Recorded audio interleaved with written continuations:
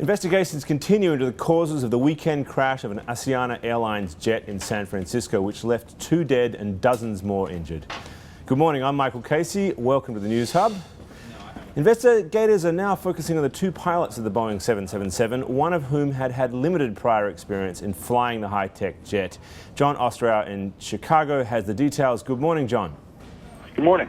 So, John, why have the 2 pilots now come into the focus of this investigation?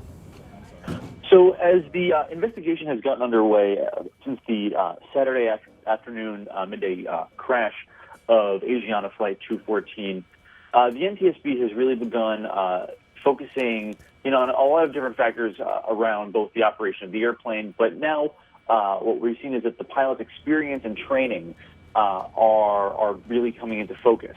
What we understand is that the pilot flying had just transitioned to the 777 aircraft after having been a pilot on earlier jetliners and has about 10,000 hours of experience.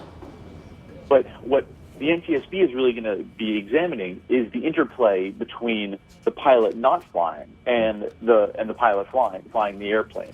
And we understand that the pilot not flying has 3,200 hours on the 777, but there are indications that this was his first as a trainer on the 777. So as the NTSB really gets this investigation underway and continues to conduct interviews with the crew, the interplay between the two are going to become very important, and what was discussed during the approach into San Francisco and how the interactions may have contributed to the accident on Saturday. Right, because there appears to be no mechanical breakdowns, no technical problems per se, and the focus is on the approach, the very slow approach that they had coming in, correct? That's correct. And as of right now, certainly we're still in the early days of the investigation, and just the appropriate caveats apply in investigations like this where the initial causes of incidents and accidents are sometimes totally unrelated to the final result. So things may and will likely evolve over the course of the investigation. Right. But certainly the state of the aircraft looks to have been sound, at least from the initial analyses. But certainly there are a bevy of systems that are available to the pilots and the crew, to warn them about approaching low speed and the types of different protections that are available. Now, this is a particularly sophisticated jet designed specifically for long-haul flights with a whole lot of high-tech details to it. Does it imply perhaps that more training is needed on these kinds of aircraft?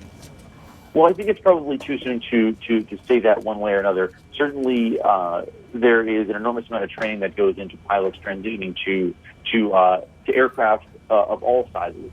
And Boeing's 777 was the company's first fly-by-wire aircraft, which means that there are electronic signals instead of mechanical linkages between the pilot and what are known as control services that can change the direction of the airplane's flight.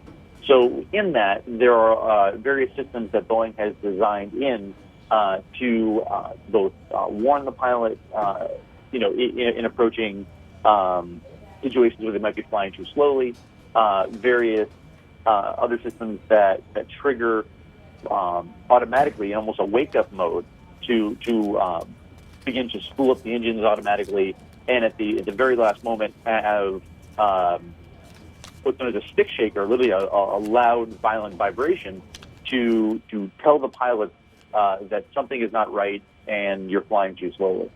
All right, well, we'll have more coverage of the story as the day progresses and as the investigation progresses over coming days. John, thank you very much for your time.